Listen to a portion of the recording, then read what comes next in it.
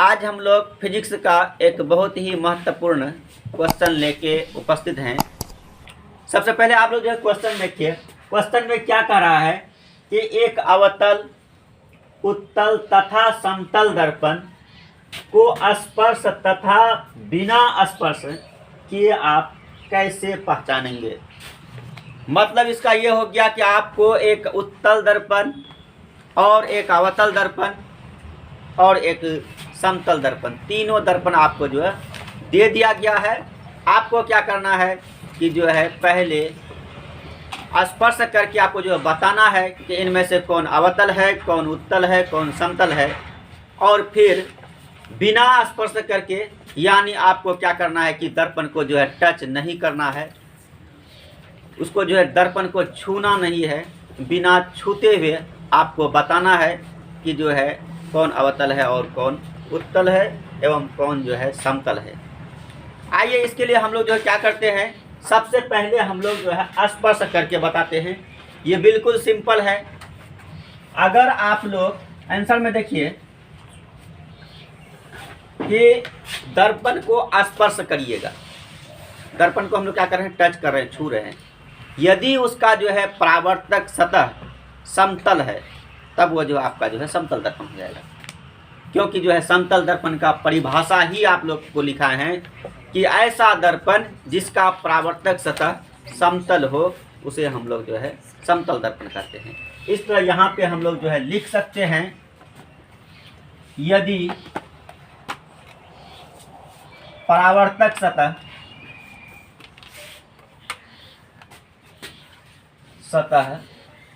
समतल हो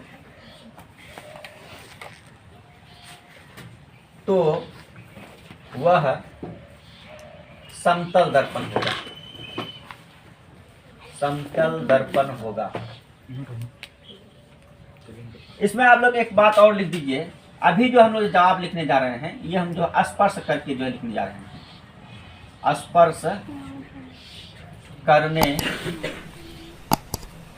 पर, स्पर्श करने पर क्या होता है, यदि परावर्तक सतह समतल होता है तो उसको कह देंगे हम लोग समतल दर्पण। फिर देखिए दूसरा नंबर में कि अगर आपका जो है परावर्तक सतह जो है धंसा हुआ है और यदि जो है परावर्तक सतह धंसा हुआ रहता है तो उसको हम लोग जो है अवतल दर्पण कहेंगे। ठीक है, इसको देखिए कि लिखिए इसमें, यदि परावर्तक सतह धंसा हुआ हो तो वह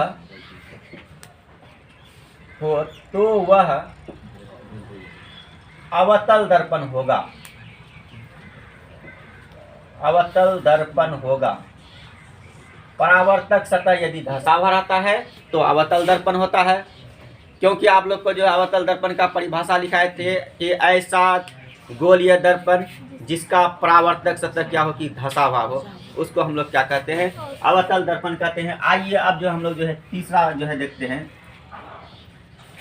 अब यदि जो है हम लोग दर्पण को टच करते हैं, स्पर्श करते हैं और उसका जो है परावर्तक सतह हम लोगों को उभरा हुआ जो है प्राप्त हो रहा है, तब वह जो क्या होगा, उत्तल दर्पण होगा। इसको भी हम लोग जो है लिखिए, यदि परावर्तक सतह उभरा हुआ हो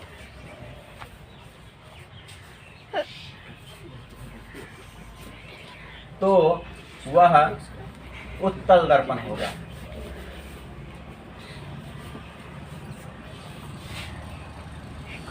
आप देखिए अभी जो हम लोग जो है इसका वर्गीकरण किए, इसको जो है स्पर्श करके, इसको जो है टच करके, छू करके। अब क्या है, आगे जो प्रश्न है, अब हमको जो है टच भी नहीं करना है, छूना भी नहीं है, और जो है तीनों का जो है वर्गीकरण करना है कि कौन उत्तल है, कौन अवतल है और कौन जो है समतल है। अब हम इसके लिए क्या करते हैं कि किसी वस्तु को बारी बारी से तीनों जो है दर्पण के जो है सामने जो है रखते हैं और उसके बाद हम लोग क्या करेंगे, उसका जो है प्रतिबिंब का जो है अध्ययन करेंगे। उसी के आधार पे हम लोग दर्पण का जो है प्रकार बताएंगे।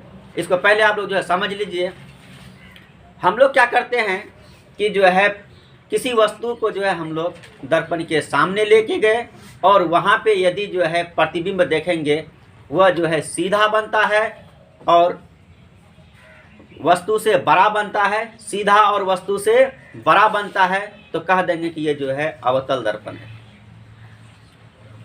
दूसरा में क्या होगा कि जो है हम लोग वस्तु को जो है दर्पण के सामने रखे और प्रतिबिंब क्या हो रहा है कि वस्तु से जो है छोटा बन रहा है और जो है सीधा बन रहा है, तब हम लोग जो कह देंगे कि ये क्या होगा कि जो है उत्तल दर्पण होगा। तीसरा में क्या होगा, फिर जो है हम लोग जो है वस्तु को जो है दर्पण के सामने रखते हैं, प्रतिबिंब सीधा और जो है बराबर बन रहा है, सीधा और जो है बराबर प्राप्त होता है, तब कह देंगे क्या है कि ये क्या होगा, समतल दर्पण होगा। आइए इसके लिए जो हम क्या करते हैं, ये जो है स्पर्श करने पर था, अब जो है बिना स्पर्श किए, यहाँ पे लिखेंगे बिना स्पर्श किए। इसमें क्या होगा कि इसमें हम लोग जो है किसी वस्तु को लेते हैं, यहाँ पे लिखेंगे किसी वस्तु को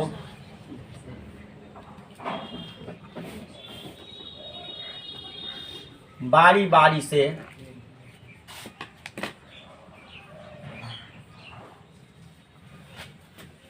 दर्पण के सामने रखते हैं, है ना। यदि नंबर 1 में देखिए, यदि जो है प्रतिबिंब कैसा प्राप्त होगा, वस्तु से बड़ा और सीधा। प्रतिबिंब यहाँ पे लिखिए, प्रतिबिंब वस्तु से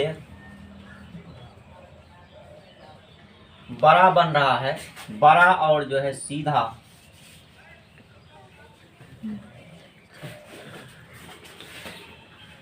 प्राप्त होता है,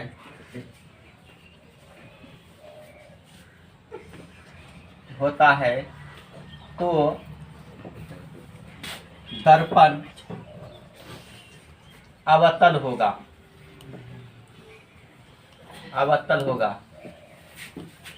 इसमें जो है प्रतिबिंब वस्तु से जो है बड़ा बनता है, प्रतिबिंब वस्तु से छोटा भी बनता है, प्रतिबिंब जो है इसमें जो है काल्पनिक बनता है, इसमें प्रतिबिंब वास्तविक बनता है। लेकिन जो है अगर जो है प्रतिबिंब वस्तु से बड़ा हो गया तो यह अवतल होगा ही, या जो है प्रतिबिंब क्या होगा, वास्तविक होगा, तब भी ये क्या होगा, क्या अवतल होगा। अब देखिए हम लोग जो है 2 नंबर में देखते हैं, प्रतिबिंब वस्तु से छोटा, प्रतिबिंब वस्तु से छोटा और सीधा बन रहा। हम लोग क्या किए कि वस्तु को दर्पण के सामने लेके गए, अब प्रतिबिंब दर्पण में हम लोग क्या देख रहे हैं कि वस्तु से क्या है, छोटा है और जो है सीधा है, तब हम लोग जो क्या कह देंगे कि वह दर्पण जो है उत्तल दर्पण होगा।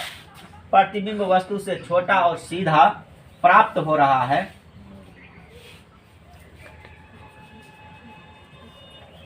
तो दर्पण उत्तल होगा।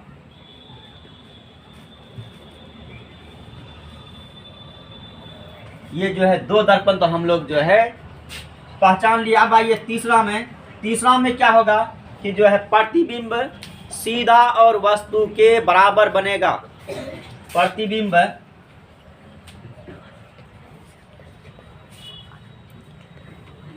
सीधा और वस्तु के बराबर प्राप्त होता है,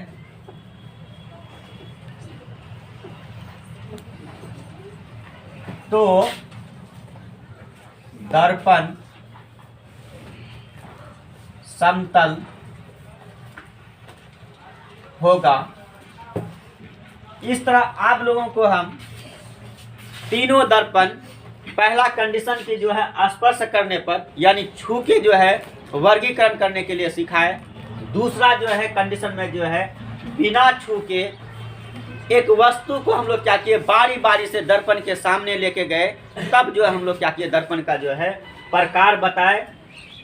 इस तरह जो है आप लोगों को खास करके जो है ये क्वेश्चन एग्जाम के व्यू से ही बहुत महत्वपूर्ण है। इस प्रायः जो है बोर्ड के एग्जाम में जो है पूछे जाते हैं, इसलिए आप इसको जो है भली बातें जो है समझ जाएंगे।